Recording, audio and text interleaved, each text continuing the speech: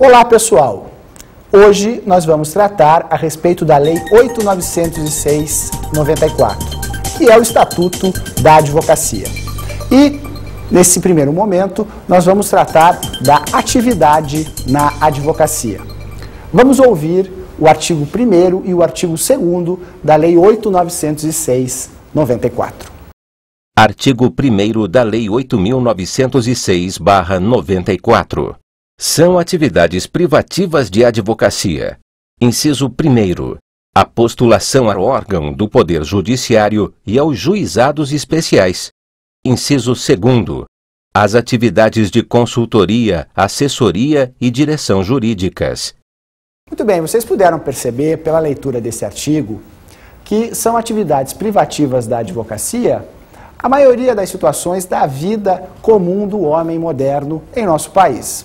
Todavia, há uma ação direta de inconstitucionalidade, a ação direta número 1127/8, que reconhece a constitucionalidade desse dispositivo, porém, autoriza o cidadão a, diretamente e sem advogado, pleitear na Justiça de Paz, nos juizados especiais e na Justiça do Trabalho.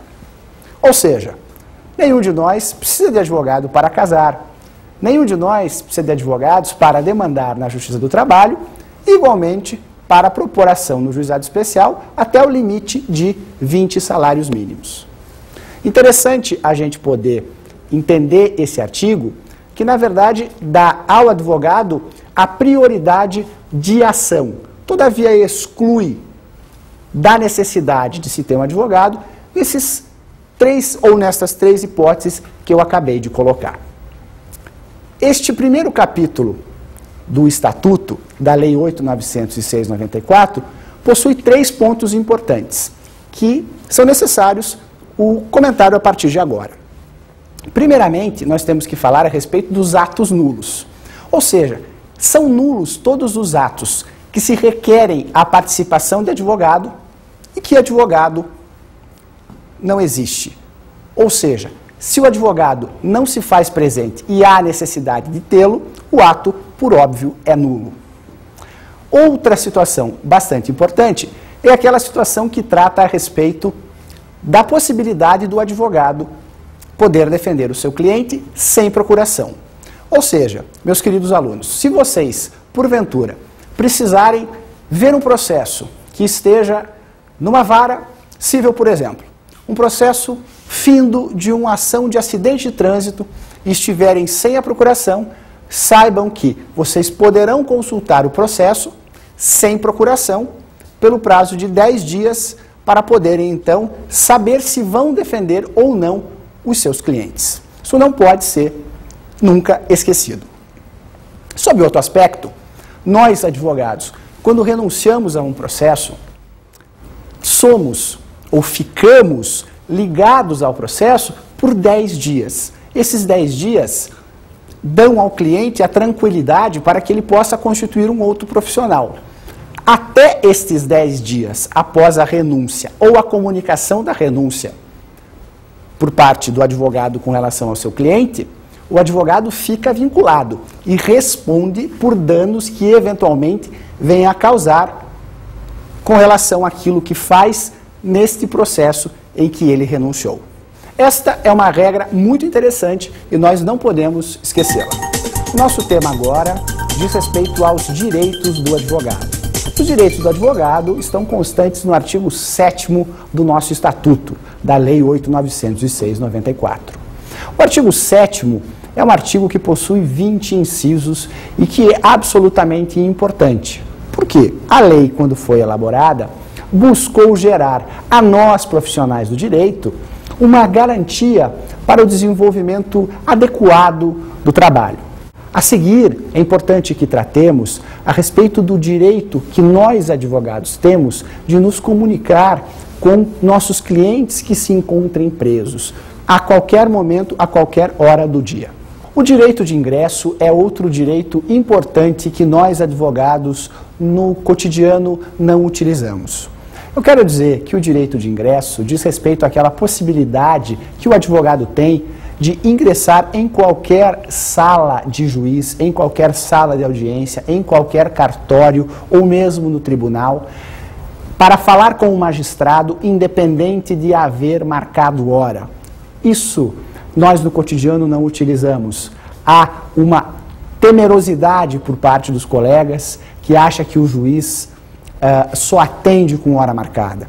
Na verdade, nós não precisamos marcar hora, nós temos o nosso direito de ingresso livre, desde que respeitemos a ordem de chegada. Portanto, se cada um de nós quisermos falar com juízes, com promotores ou com quaisquer autoridades, temos este direito de ingresso ratificado, solidificado na Lei 8.906/94, mais precisamente no artigo 7º. Também é importante que possamos entender que este direito se estende à possibilidade do advogado, numa sessão de tribunal, como por exemplo num julgamento de um agravo, o advogado poder ultrapassar os cancelos, os limites que os separam daquela parte reservada aos magistrados. Este direito de ingresso é muito importante porque ele, nos últimos tempos, tem caído nos vários exames de ordem do nosso país. Finalmente, eu gostaria de tratar da possibilidade do advogado trabalhar sem procuração. Há algumas hipóteses em que o advogado não tem a possibilidade de colher a assinatura do seu cliente numa procuração. Neste caso, a Lei 8.906/94 lhe possibilita esse trabalho, desde que alegue urgência e junte à procuração no prazo legal. Nosso tema agora é da inscrição. Esse tema diz respeito a tudo aquilo que vocês estão buscando em curto espaço de tempo. Vamos ouvir agora o que diz o Estatuto da Advocacia a respeito dos requisitos para a inscrição. Artigo 8º da Lei 8.906/94. Para a inscrição como advogado é necessário: inciso 1º, capacidade civil; inciso 2º, diploma ou certidão de graduação em Direito obtido em instituição de ensino oficialmente autorizada e credenciada; inciso 3º, título de eleitor e quitação do serviço militar se brasileiro; inciso 4º, aprovação em exame de ordem; inciso 5º, não exercer atividade incompatível com a advocacia; inciso 6º, idoneidade moral; inciso 7º, prestar compromisso perante o Conselho. Dignos de nota e de explicação são 3 desses incisos. O primeiro diz respeito à incompatibilidade, ou seja, aquele advogado que, porventura, venha a exercer uma função incompatível com a advocacia, não pode obter a sua inscrição por ausência deste requisito. Um outro requisito necessário é a idoneidade moral. A comprovação da idoneidade moral gera ao advogado a possibilidade de obter o registro. Finalmente, nós temos o último inciso, que diz respeito ao compromisso que deve ser prestado pelo advogado perante o conselho competente da OAB. Este compromisso é similar àquele compromisso que se firma no casamento.